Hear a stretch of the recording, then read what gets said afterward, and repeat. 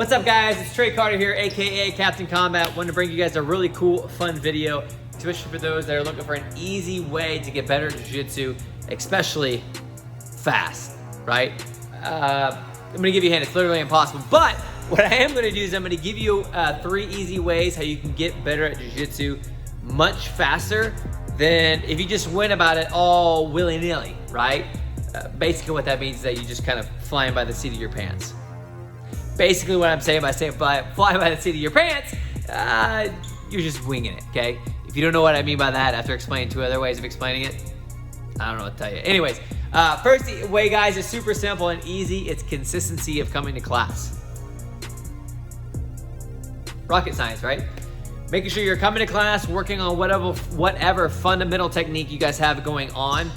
Side note, making sure that you have a gym that has a curriculum that's consistent, that goes through it. It's gonna be a really easy way for you guys to get better. What you'll find is that you'll have some gyms that will have white belts that have been white belts for, believe it or not, 3 to 6 years, right? Not everybody progresses at different levels, but when you really kind of peel back and you look at their history about how often they train, you'll find out these people will go really hard for about 36 months, and then they'll take about 36 months worth of a break. Or they'll train really hard for a year and they'll take another one off. There's no consistency of actual training. The other thing that you'll end up seeing is that sometimes injuries do kind of come into play a little bit, but more often than not, it's just a lack of consistency and a lack of coming into class and making sure when you come into class that whatever you end up working, you end up trying to apply that, especially in sparring. The second way that you can easily get better at jiu-jitsu faster is super simple. Find a good strength and conditioning program, not necessarily having to go all the way crazy on it, but something as simple as getting a lot of push-ups, a lot of sit-ups in, anything that's gonna take you from your current state and make you stronger, it's gonna help you perform better at jiu-jitsu, okay? Now there's 2 sides of that coin, right? Number 1, you obviously want to become stronger, have better conditioning, all of that encompassing, it's gonna help you perform better in jiu-jitsu. There's a small caveat to that, right?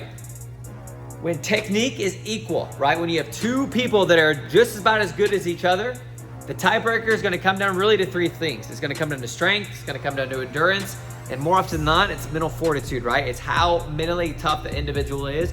But generally speaking, strength is that tiebreaker, right? Now this is what you gotta be careful about, okay? You don't want to use a lot of strength, especially when you're working and trying to develop a specific set of techniques, right?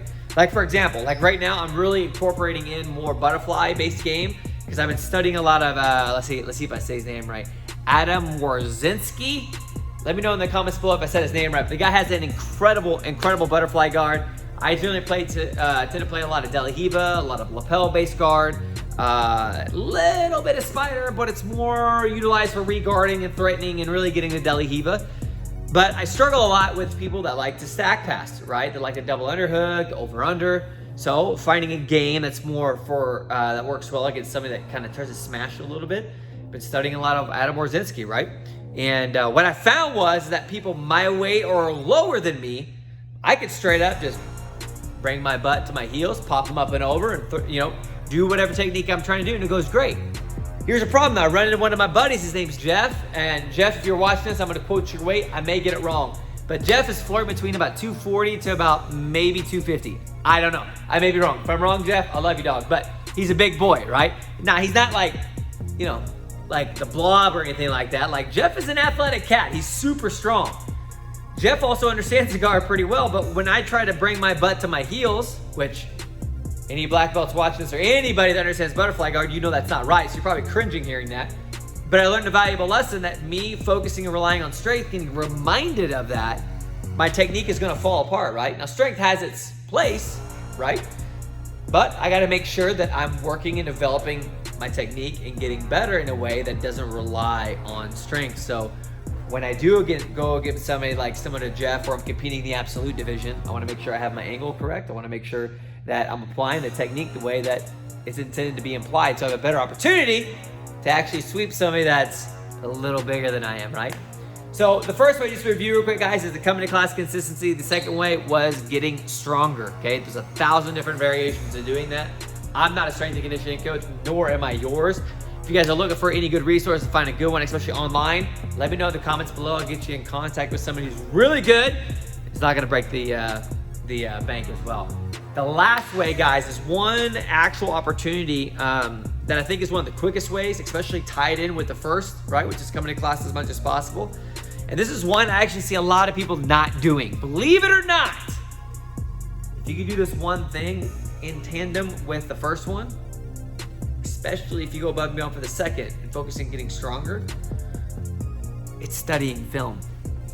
Okay, not just watching my videos, right, which I appreciate you guys clicking on this video, and do not forget to subscribe, okay? It helps out a lot, okay? But it's studying film. Like, for example, myself, I used to, from when I was a blue belt, I studied a lot of Keenan Cornelius, okay? I was and I am a big fan of anything lapel related when it comes to passing, when it comes to sweeping. I enjoy watching that game, whether it's watching some instructionals, which are good, but I find a real benefit in watching people compete. So for example, here's of late, I've been studying a lot of butterfly guard, like I mentioned. So Adam Warzinski is a really talented butterfly guard player, right? Now there's other ones as well, like Marcelo Garcia, and you can find out from really almost anybody because it's really fundamental and it's basic, right? But to me, Adam Warzinski, I feel like he's a similar body type, similar size. I think he competes in heavy, so he's about a weight class above me. But the guy does a really good job of sweeping people that are clearly larger than him, and that's my goal. I want to be able to compete and do well, not just in my weight class, like as of late, it generally tends to go. But I really struggle in finishing and doing well in the absolute division, right? I'm getting stuck at getting second place quite often when I do compete in the absolute division. Obviously, some of those times it's me and one other person, so got a easy little getting smushed second place. But studying that technique and studying film is gonna help you guys take your game to the next level, and making sure when you're studying it, you're taking it into the practice room and really working and applying it. If I can give you guys one more bit of advice on actually watching film, make sure you're just not watching the instructional. Make sure you're watching them actually do it in a live situation, like in a match. A really good one is, like, for example, Gordon Ryan. Gordon Ryan, clearly very talented, arguably the greatest of all time, especially when it comes to no-gi. The guy has phenomenal instructionals. Like, the level of detail, it is so good, right? You could also go and watch some of his matches and watch him actually do those specific techniques. And I've found for me, myself, and other people I've talked to, that especially if you can study the film in the sense of watching the instructional and then specifically watching them compete and doing it, you're gonna pick up a lot of things that maybe they don't want to share in the instructional, but I think more often than not, it just doesn't pop up as much. But anyways, guys, I hope you enjoyed this video. I really, truly hope this helps you guys. If you feel like it's something you wanna try, let me know in the comments below. Either way, please consider subscribing to the channel. And don't forget to, wherever it's at, like this video. Catch you guys in the next one. Peace.